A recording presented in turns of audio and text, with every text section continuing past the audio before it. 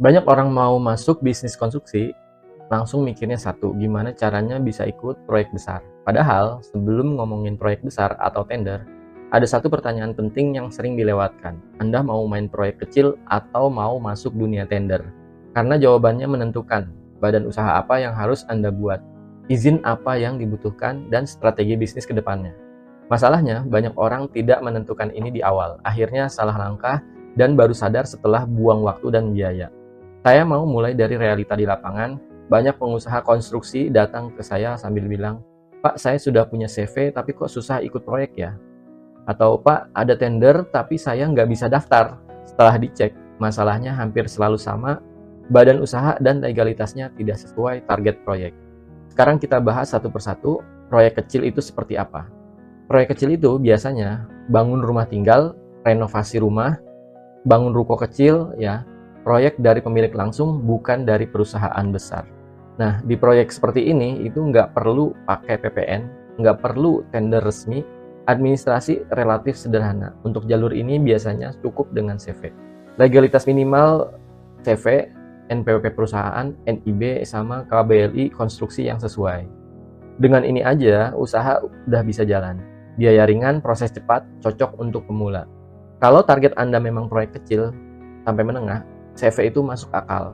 Sekarang kita bahas jalur satunya. Proyek tender itu seperti apa?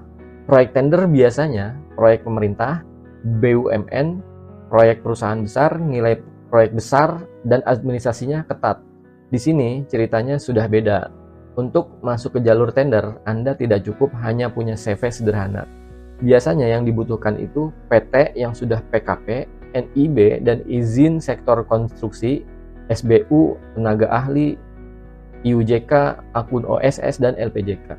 Kalau salah satu tidak ada, bukan kalah saing, tapi langsung gugur secara administrasi. Dan ini sering bikin orang frustasi. Masalah paling sering adalah ini. Orang yang sebenarnya belum siap tender, tapi dari awal sudah berharap main proyek besar. Akhirnya, bikin CV dulu karena murah. Jalan beberapa proyek kecil, lalu ada kesempatan tender, baru sadar legalitasnya nggak cukup.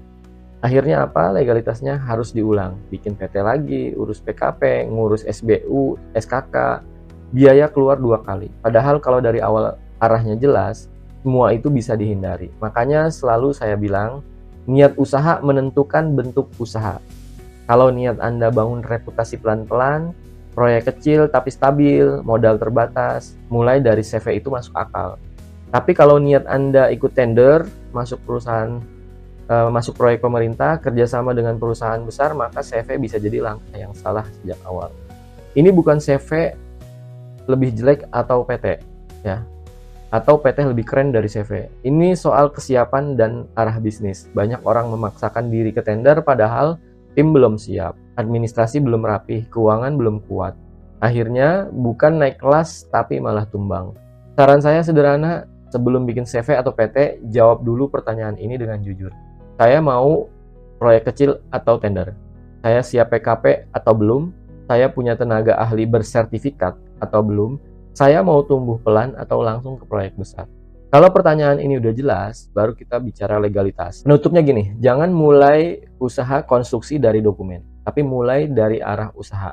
Kalau Anda masih bingung menentukan jalur proyek yang tepat, mau CV atau PT, siap tender atau belum, lebih baik konsultasi dulu, gratis. Daripada salah langkah sekarang dan nyesel di belakang, link WA ada di deskripsi.